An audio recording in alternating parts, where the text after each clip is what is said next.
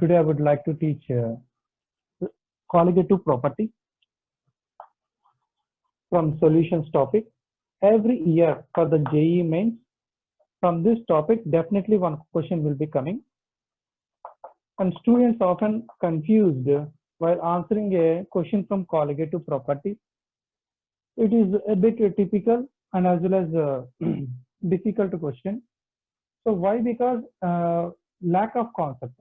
So once you are perfect in concept, the question might be in different ways. You will be very strong enough and confident to face that question. So today I'm going to explain colligative properties, which is important for all the national level entrance examinations as well as for board examinations also. Right? What is, first of all, what is meant by colligative properties? Properties of the solution. Properties of the solution of a solution that depends on properties of a solution that depends on number of solute particles, number of solid non-volatile, number of solid non-volatile solute particles, number of solid non-volatile particles is known as colligative properties, right? So there are few important properties of a solution, and that particular properties of solution which completely depends upon the solid non-volatile solute particles is said to be a colligative property. Before entering into the different types of colligative properties, I just want to give a small clarity on what is meant by non-volatile. Non-volatile in the sense, depending upon the nature of liquid, there will be two different types of liquid. One will be volatile, other will be non-volatile. Where volatile in the sense which can be easily vaporizable. Non-volatile in the sense which cannot be easily vaporizable at normal conditions. Normal conditions in the sense room temperature. If any substance is vaporizable even at room temperature, then it is said to be volatile. If it is not vaporizable at room temperature or a slightly more high temperature also, then it is said to be non-volatile. One of the best examples to observe this volatility and non-volatility is volatile is the petrol. If you see from a distance level also, you can see when fuel person is filling petrol in a tank, you can see the fumes are coming out of it immediately. It is because it is highly volatile in nature. Even if you drop some a single drop of petrol on your hand, immediately you can see it will be evaporated. So one of the best examples for a volatile liquid is petrol, diesel, all this. And one of the examples for non-volatile substances is water. Water is not easily vaporizable. So water is non-volatile. And one of the best non-volatile liquid is mercury. Because of its highly non-volatile nature and high density, because of these two properties only, we use mercury in barometer. Now, leaving on all these things, hope you all got clarity. So, solution is mainly formed by mixing solute and solvent. And in case of a solid in liquid, in case of a solid in liquid type solution, that means solid is added to liquid. One of the best examples for solid in liquid type solution is, I will take saline water, where saline water is nothing but table salt present in water. The table salt or common salt that we use in our day-to-day life in cooking is NaCl. When this spoon of NaCl is added to glass of water, spoon of NaCl is added to glass of water, where water is the solvent and this salt will be the solute, where salt is solid and water is the liquid. So it is a solid in liquid type solution only, and salt is non-volatile in nature. So briefly, what is meant by colligative property?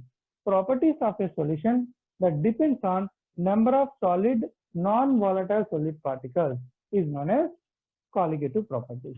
Now we'll see in detail about this colligative properties. One of the first and important colligative property is lowering of vapor pressure. which is the what is the lowering of vapor pressure, the first and important. Before we get into this lowering of vapor pressure, first of all, I would like to discuss what is meant by vapor pressure. What is meant by vapor pressure and what happens to vapor pressure and what happens to vapor pressure, right? All liquids in this nature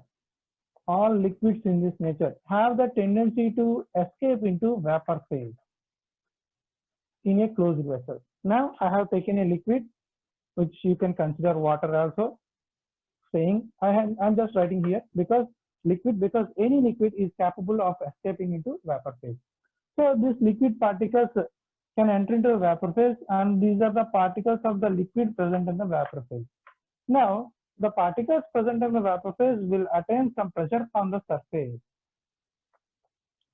Particles present on the vapor phase will attain some pressure on the surface, so that there will be an equilibrium established between the liquid phase and vapor phase. Here it is liquid phase and here it is vapor phase, right? Now leaving about the equilibrium, what I can say about vapor pressure is pressure exerted by particles present in the vapor phase over the surface of solution.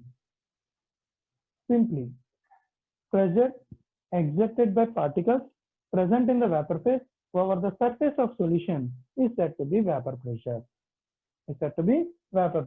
Now, on addition of a non-volatile solid particle to a liquid, its vapor pressure will be decreased.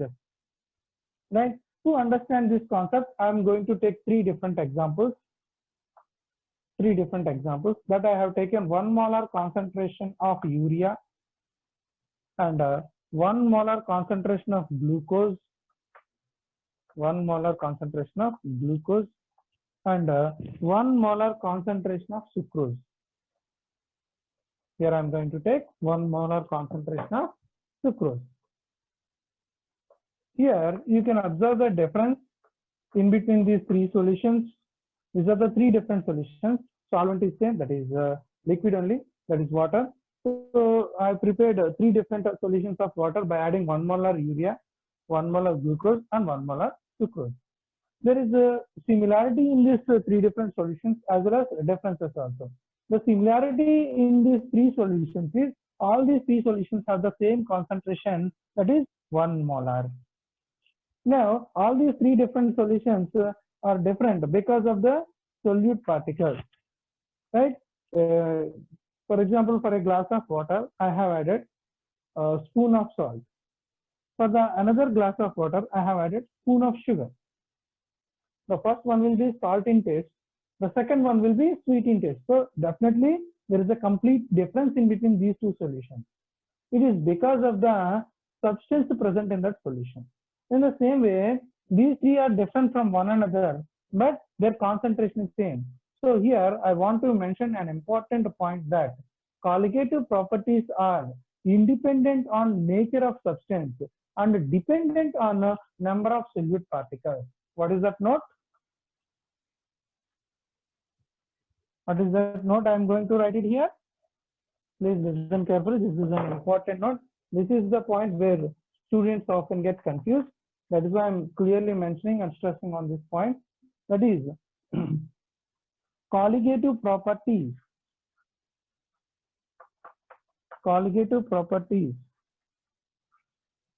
are independent. Colligative properties are independent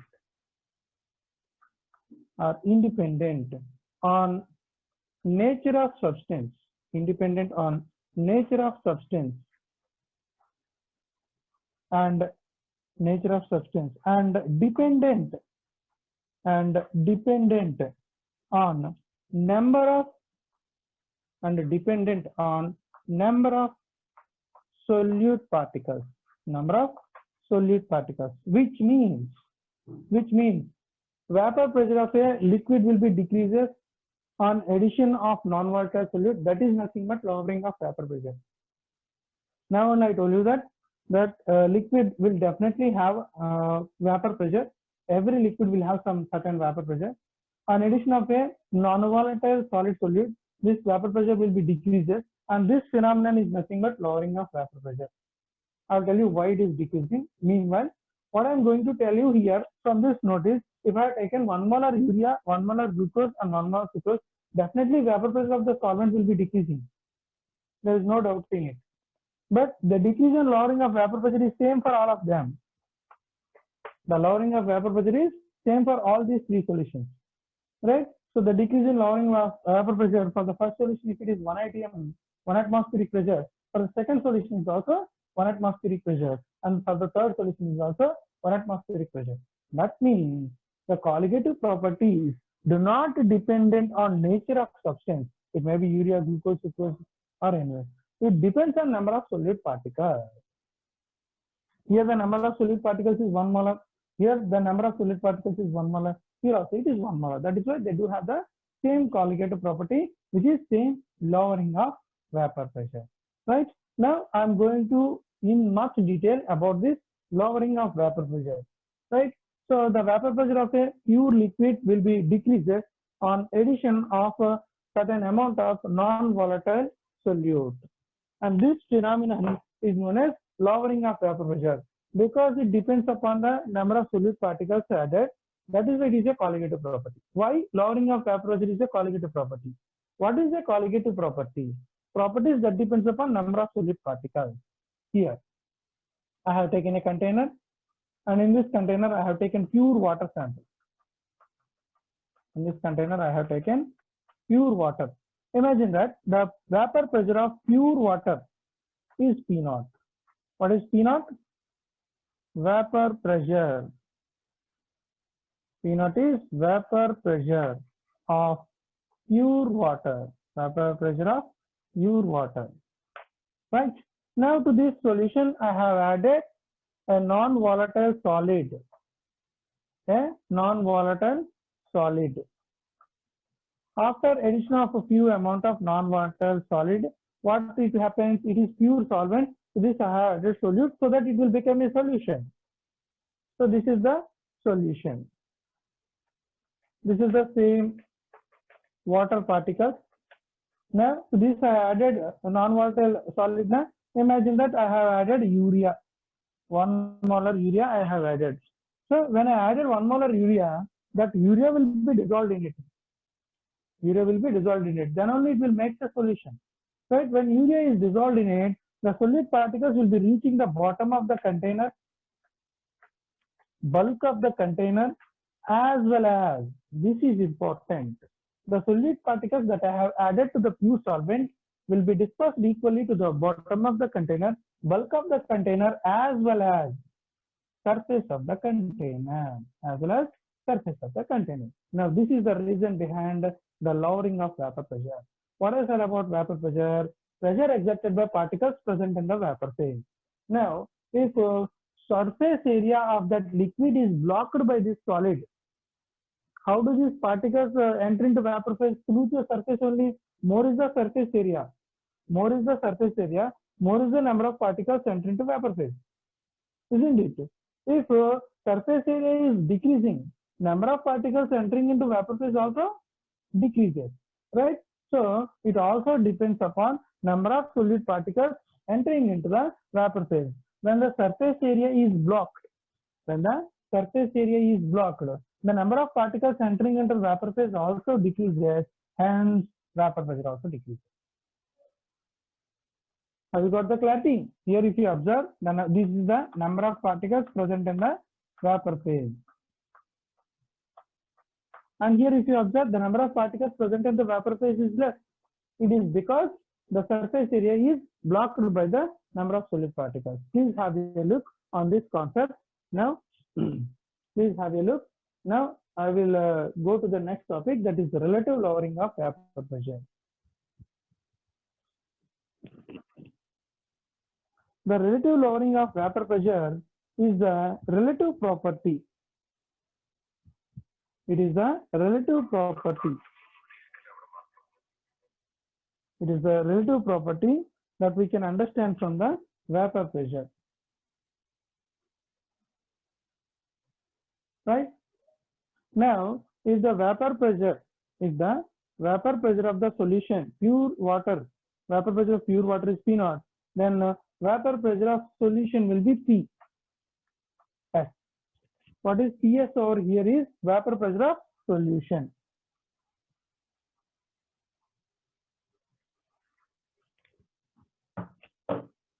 PS is vapor pressure of solution.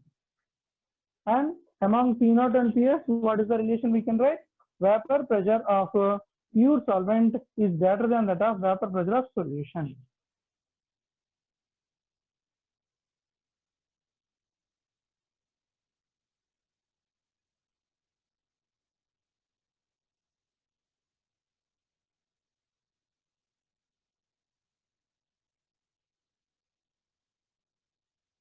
So that vapor pressure also decreases.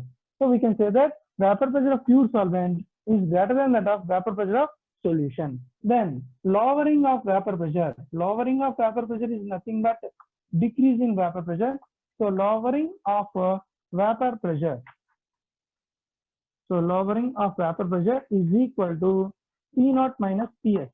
Initial minus initial vapor pressure minus final vapor pressure. So this is about lowering of vapor pressure. Now I will be discussing about relative lowering of vapor pressure, where relative lowering of vapor pressure is a relative property, or you can say comparative property. Relative lowering of vapor pressure is a comparable property.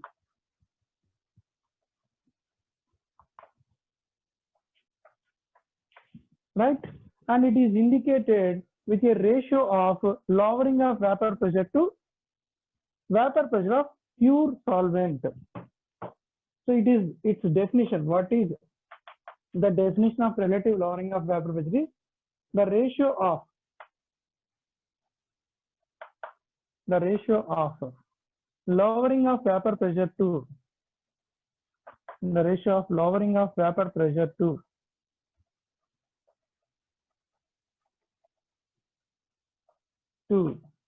vapor pressure of pure solvent. Vapor pressure of pure solvent is known as relative lowering of vapor pressure, which is shortly indicated as RLVP. Relative lowering of vapor pressure is shortly indicated as RLVP. So I will write the expression. For relative lowering of vapor pressure from the definition only. What is lowering of vapor pressure? P0 minus PS. Lowering of vapor pressure is P0 minus PS. And relative lowering of vapor pressure is a ratio between lowering of vapor pressure to vapor pressure of pure solvent. Vapor pressure of pure solvent is P0. So this is the expression for relative lowering of vapor pressure. Now I am going to derive a formula.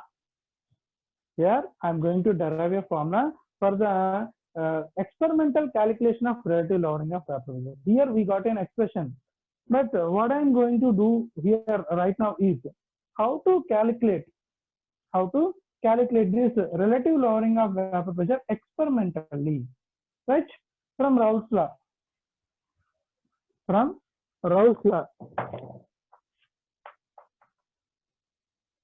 What is Raoult's law? Raoult's law is applicable. Raoult's law is applicable for a solution of liquid in liquid. Remember, here this is the area you need to memorize. That is actually Raoult's law is applicable to liquid in liquid type solution. Here I am discussing about solid in liquid. What I told you, when a non-volatile solid is added to a solvent, the vapor pressure will be decreasing. So that it will be a solution of solid in liquid. But Raoult's law is applicable to liquid in liquid.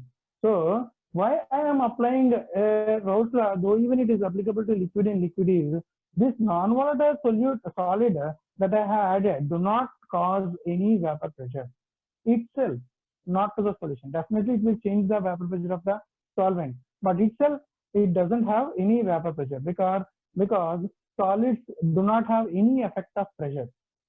If you apply pressure on a solid, solids are incompressible. So the effect of pressure on a solid is negligible. So that is why we can apply Raoult's law even in this case of a solid in liquid type solution, right? From Raoult's law, vapor pressure of a substance is directly proportional to mole fraction of that substance. So here I am writing about vapor pressure of solvent. So it is equal to mole fraction of solvent. It is equal to mole fraction of solvent. Where mole fraction is a concentration term, where you will be learning about this in your grade 11. Right. And then it is equal to a proportionality constant, where the proportionality constant is P naught into mole fraction of solvent. So a directly proportional to can be converted into equal to by taking a proportionality constant. Here I have taken the proportionality constant as P naught, where P naught is the vapor pressure of pure solvent, right? Now, in a solution, sum of mole fraction of all the substances is equal to 1. So mole fraction of solute plus mole fraction of solvent is equal to 1. From this expression, I will write mole fraction equal to vapor pressure of pure solvent into 1 minus mole fraction of solute. Right? From this, this is the last step remaining in the derivation of this experimental value. I will extend this multiplication. Vapor pressure of solution is equal to vapor pressure of solvent into P naught minus P naught into mole fraction of solute. Now I am going to take this term on this side so that it will be P naught into mole fraction of solute. P naught into mole fraction of solute is equal to